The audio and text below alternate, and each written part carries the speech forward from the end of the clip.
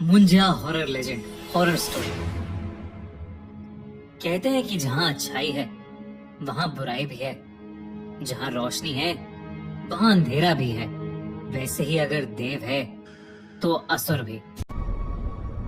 ये कहानी अभिनव और जय की है, जो बचपन से ही बहुत अच्छे दोस्त थे।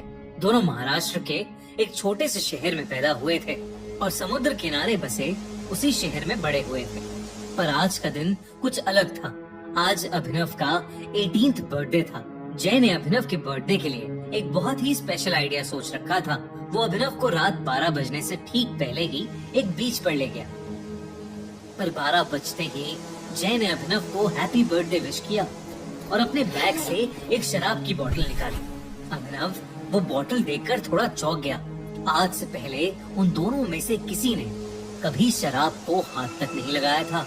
जय ने अभिनव से कहा कि ये उसके बर्थडे सेलिब्रेशन का ही एक हिस्सा है। अभिनव भी अपनी लाइफ में एक नया एक्सपीरियंस लेना चाहता था, इसलिए उसने जय की बात झट से मान ली।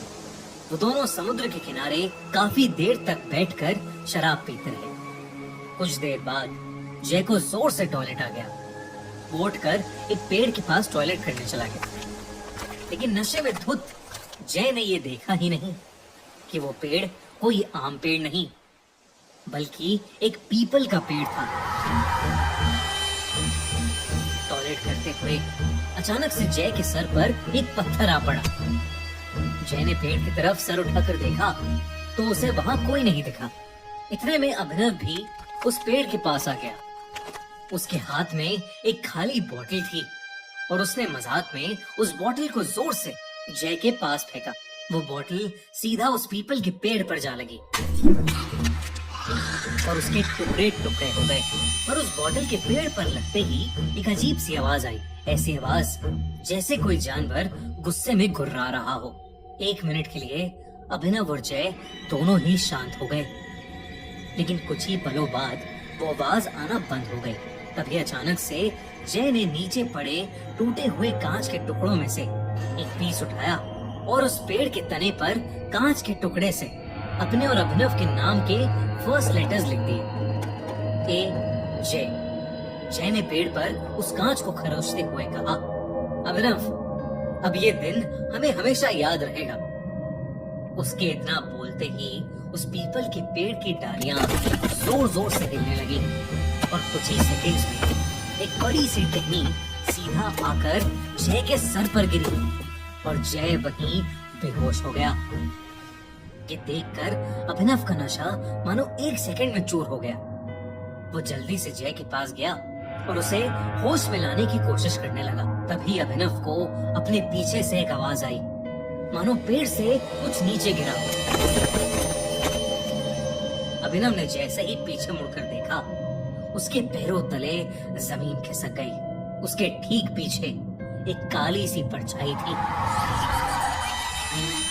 जिसकी 2 नीली आंखें अंधेरे में चमक रही थीं। अभिनव को अपनी नजरों पर विश्वास ही नहीं हो रहा था। अभिनव को लगा कि जो भी उसके पीछे है वो कोई ना कोई सुपर नेचुरल क्रीचर है।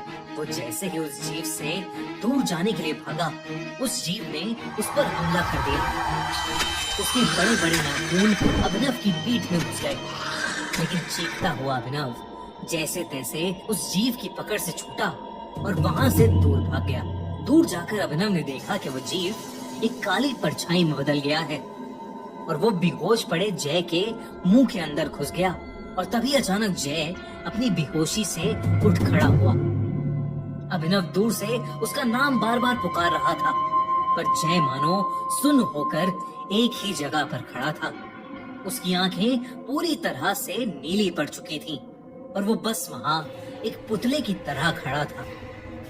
तभी अचानक से जय जमीन की तरफ झुका और उसने वहां पर पड़े टूटे हुए कांच का एक टुकड़ा उठा लिया और अपनी शर्ट फाड़कर अपनी छाती पर उसी कांच के टुकड़े से वो ए जे लिखने लगा, ठीक वैसे ही जैसे उसने उस पीपल के पेड़ पर लिखा था। ये सब देखकर अभिनव की रूह कांप गई थी। सुबह के 5 बज चुके थे और समुद्र के ऊपर से अब सूरज उगता दिखने लगा था। जय के ऊपर जैसे ही सूरज की रोशनी गई, जय अचानक से होश में आ गया। ऐसा लग रहा था कि जैसे उसे अपने साथ हुई कोई भी चीज याद नहीं थी और वो अपने सीने पर बने घाव को देखकर बहुत ज्यादा घबरा गया था। उसके बाद वो दोनों चुपचाप अपने घर चले गए। उस दिन शाम होते ही जय की तबीयत खराब होने लगी। जय अपने बिस्तर पर लेट तो गया, पर उसे बिल्कुल भी नींद नहीं आ रही थी। उसके दिमाग से उस जीव की शक्ल निकल ही नहीं रही थी। तभी जय को अपने कमरे से किसी के गुर्राने की आवाज आई। आवाज ठीक वैसे ही थी जैसी उन्हें कल उस पेड़ के पास से आ रही थी। जय इतना घबरा गया कि उसने डर के मारे अपनी आंखें बंद कर ली और चादर को अपने मुंह पर चढ़ा लिया। कुछ ही पलों बाद वो आवाज आना बंद हो गई और कमरे में एक सन्नाटा हो गया। जय का डर थोड़ा कम हुआ तो उसने अपने चेहरे से उस चादर को हटा लिया, लेकिन जैसे ही चादर को हटाकर जय ने अपनी आंखें खोली तो उसके दिल की धड़कनें लगभग रुक ही गईं। उसके कमरे की छत पर वही जीव बैठा था,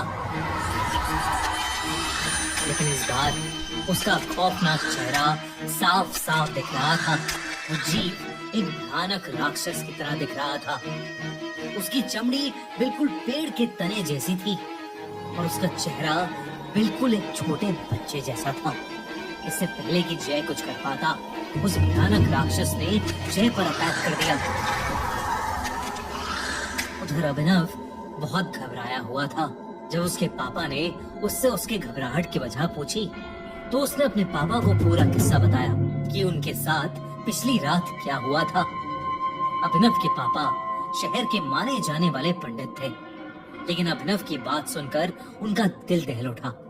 उन्हें समझ आ गया कि उनके बेटे अभिनव और उसके दोस्त जय के ऊपर मुंजिया का साया आ चुका है।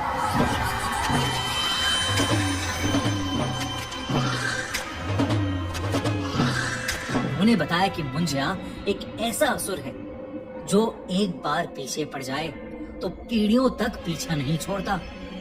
जब कोई बच्चा अपने मुंडन के 10 से 14 दिन के बीच किसी वजह से मर जाता है तो उसकी आत्मा मुंजा बन जाती है। मुंजा एक गुस्से से भरे बच्चे की तरह होता है और पीपल के पेड़ पर रहता है, और अगर कोई उस पीपल के पेड़ से छेड़खानी करे तो वो उस इंसान के पीछे पड़ जाता है। उन्होंने उसी वक्त अभिनव और जय को लेकर उस पेड़ के पास जाने का डिसीजन लिया। रात को अभिनव और उसके पापा जय के घर पहुंचे, पर वहां जो उन्हें दिखा उस पर किसी को विश्वास ही नहीं हुआ। जय की अपने बिस्तर में ही मौत हो चुकी थी।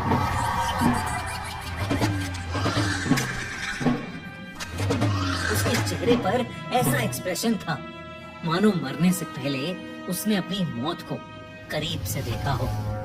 अभिनव के पिता ये देखकर चिंता में आ गए। वो अभिनव को लेकर फौरन उस पीपल के पेड़ के पास पहुंचे और अभिनव के पिता ने उसी समय उस पेड़ के सामने एक छोटी सी पूजा करके उस मुंजा से हाथ जोड़कर माफी मांगी। वो कई घंटों तक पूजा करते रहे और उस मुंजा से माफी मांगते रहे। जैसे ही सूर्य उदय हुआ वो दोनों अपने घर वापस आ गए। उस दिन के बाद से अभिनव को कभी वो मुंजा नहीं दिखा, लेकिन अभिनव ने अपने सबसे करीबी दोस्त को खो दिया था। आज भी अभिनव शराब को हाथ नहीं लगाता।